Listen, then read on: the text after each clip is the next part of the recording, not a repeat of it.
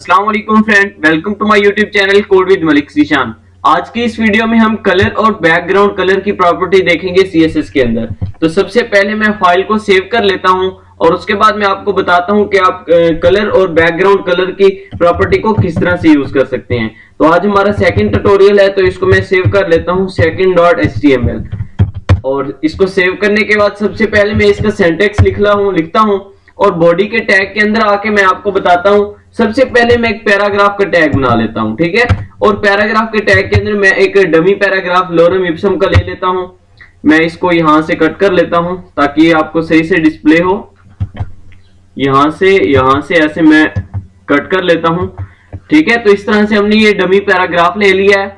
अब हमने फर्ज करते हैं कलर और सबसे पहले तो मैं आपको फाइल ये दिखा देता हूं। ये हमारी सेकंड नाम की फाइल है, ये मैं ओपन करके आपको दिखा देता हूं। तो हमारे पास ये पैराग्राफ जो डमी पैराग्राफ से है वो हमारे पास शो हो जाएगा, ठीक है। तो अगर हमने इसमें कलर और बैकग्राउंड कलर की प्रॉपर्टी लगानी है तो वो हम कैसे लगाएंगे। तो ये हमारे पास ऐसे पैराग्राफ शो हो रहा है। मैं एक और ले लेता हूं, इसी को मैं कॉपी कर लेता हूं और इसी को मैं पेस्ट कर देता हूं यहाँ पे।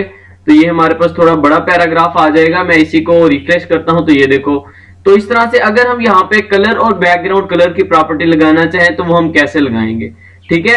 तो देखो, फर्ज करते हैं हमने इस जगह पे कलर की प्रॉपर्टी लगानी है, या फर्ज करते हैं हमने कंप्लीट पैराग्राफ में लगानी है। तो हम कैसे लगाएंगे, हम यहाँ पे आके लगाएंगे जो भी प्रॉपर्टी लगानी होगी। लेकिन अगर मैं कहता हूं कि हमने इस हाफ में लगानी है तो उसके लिए हमें क्या करना पड़ेगा। मैं फर्ज करता हूं यहाँ पे एक div का टैग ले लेता हूं।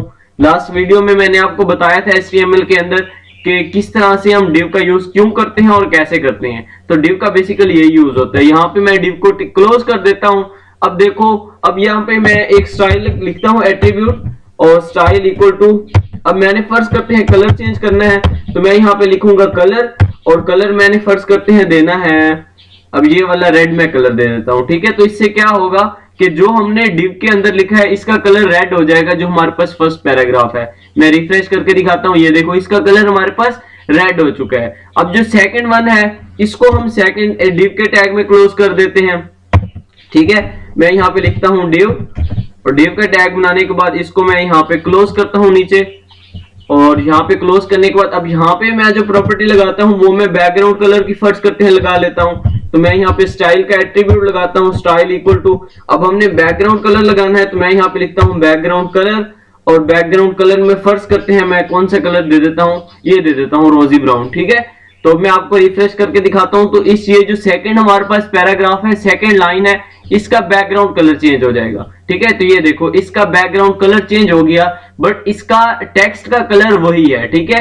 वो ब्लैक जो बाय डिफॉल्ट होता है वही है। अगर हम ऊपर वाले का करना चाहें, फर्ज करते हैं हम दोनों का ही करना चाहें, ठीक है, मतलब कि हम चाहते हैं कि हम कंप्लीट का करना चाहें, जो कंप्लीट है इसका बैकग्राउंड कलर देना चाहें, तो मैं यहां से इसको कट कर देता हूं और इस पैराग्राफ के टैग के अंदर ही मैं ये प्रॉपर्टी लगा देता हूं, ठीक है, स्टाइल वाली। तो अब क्या होगा, ये कंप्लीट का बैकग्राउंड कलर आ जाएगा। देखो इसने नहीं किया, उसकी क्या रीजन है मैं अब आपको बताता हूं। हमने पैराग्राफ के टैग के अंदर तो दे दिया, ठीक है, बट हमने इसके अंदर टैग्स यूज किए हुए हैं, ठीक है। तो इस तरह से ये नहीं दे रहा इसकी प्रॉपर्टी।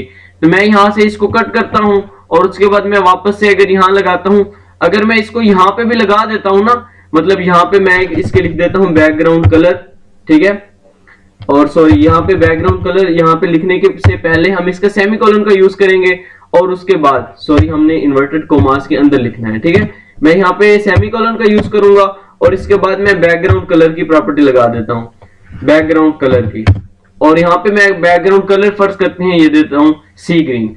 तो मैं अभी आपको रिफ्रेश करके दिखाता हूँ। तो हमारा जो फर्स्ट पैराग्राफ जिसकी जो है कलर रेड है उसका बैकग्राउंड कलर भी चेंज हो जाएगा, ये देखो इस तरह से।